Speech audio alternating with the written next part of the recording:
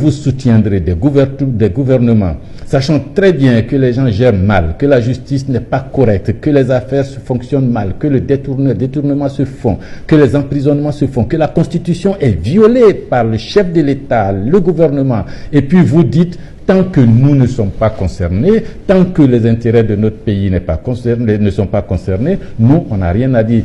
Tant que, mesdames et messieurs les ambassadeurs, vous parlerez comme ça, vous aurez toujours des problèmes sur le continent africain, vous aurez toujours des problèmes avec vos intérêts ici. Parce qu'il faut savoir que l'Afrique de 2020, là, n'est pas du tout l'Afrique de 1884 ou 1885. L'Afrique de 2020 n'est pas du tout l'Afrique de 1960.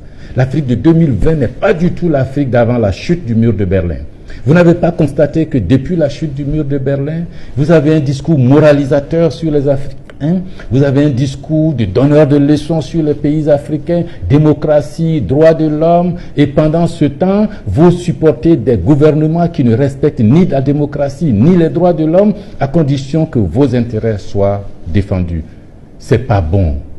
Moralement, c'est pas bon pour les populations africaines, c'est pas bon pour vos intérêts à vous, c'est pas bon pour vos ressortissants en Afrique. Pourquoi vous ne regardez pas les Africains avec un autre œil? Des hommes qui ont envie de droit, de liberté, de progrès, des gouvernements responsables, comme chez vous, check and balance, rule of law. Voilà ce qu'il nous faut en Afrique. C'est pas des chèques qu'il nous faut, c'est pas de l'argent qu'il nous faut, c'est du droit. S'il vous plaît, nous voulons du droit. Nous voulons que nos États nous respectent.